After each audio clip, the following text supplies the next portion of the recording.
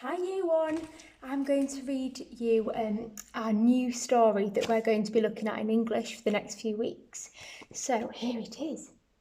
It is called Vlad and the Florence Nightingale Adventure, and it's written by Kate Cunningham and illustrated by Sam Cunningham. So our topic is all about Florence Nightingale. So I'm going to read you the story because if you're at home, you might not have a copy of this book. So, welcome to Scutari Hospital. I'm Vlad the flea, and this is my rodent friend Loxton. You see the tiny flea? This used to be our dream home. It was perfect. Rotten food littering the floor, and injured soldiers lined up ready for me to bite. But that was before they arrived. I wonder who they is. I remember it vividly. It was a cold November day, and we were waiting for patients from the Crimean battlefields when the doors burst open. Instead of wounded men, it was a group of women. A tall lady led them in and looked around at the chaos. "Well, this will have to change," she announced. As we stood open-mouthed at this outrageous idea, we heard the thundering footsteps of Quartermaster Crispy. "What are you doing in my hospital?" We raced after him. "Who are you? And most importantly, what are you?" "I'm a tortoise, Jimmy the tortoise," he replied. "We are here to sort out this hovel, my friend." And with that, he plodded off. Well, that was a lie.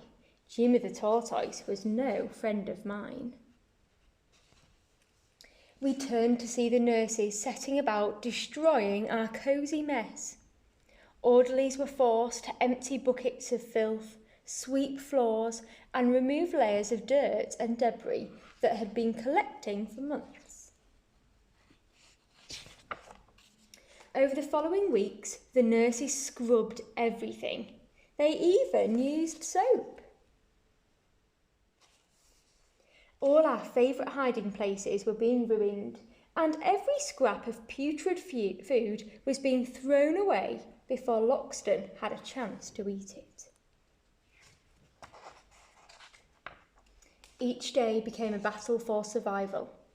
Briefly, we found shelter amongst the broken beds stacked against a wall.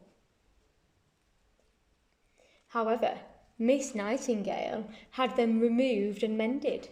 Patients were helped off the ground and tucked up in fresh sheets and clean clothes. We thought we might be safe in the kitchen, where interesting smells wafted from the cooking pots of the new chef. But even the snacks of mouldy bread had gone. There was no proper food, just soups and jellies. We crawled into a corner where a bag of flour had burst, but the white powder revealed Loxton's footprints. Without warning, Miss Nightingale stepped out of the shadow with a broom, bringing it down on us again and again. We ran for our lives. That night, as darkness fell, a calm descended on the ward and patients prepared to sleep. Florence Nightingale had spent hours writing at her desk, but now she picked up a lamp and started the long walk from one end of the hospital to the other.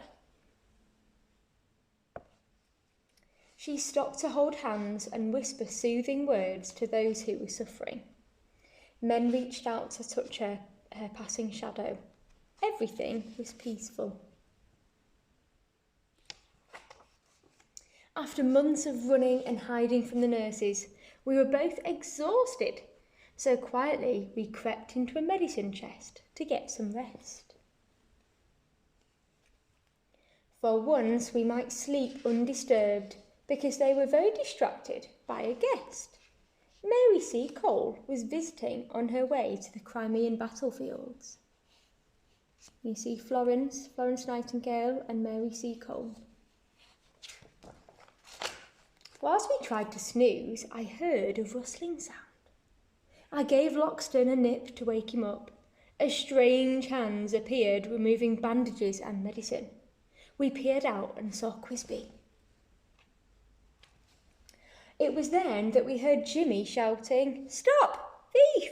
He's taking the hospital supplies!" Good old Jimmy the tortoise. Jimmy was still a long way off down the corridor, but Quisby was getting dangerously close to us. We had no choice.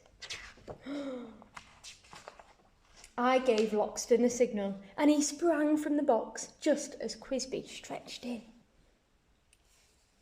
Quisby tried to hit Loxton, but in retaliation, Loxton bit him and the quartermaster let out an enormous scream.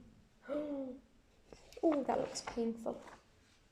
The noise brought the orderlies and nurses running to see what was happening. As soon as they realised that Quisby was stealing their precious food and medicines, he was arrested and taken away. Nurses bustled around, settling the patients and tucking them in again.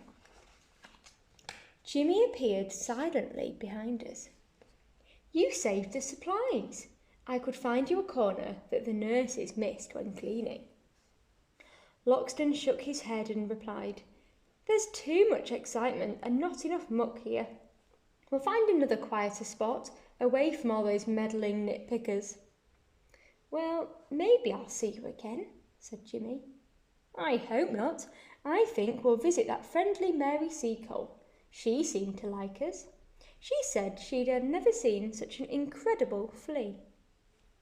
"Good luck with that," Jimmy muttered. She actually said that she had never seen such an incredibly horrible flea. And that's the end of our story. So we're going to be looking at this book for the next few weeks. So if you would like to read it again, just listen to this video. See you later.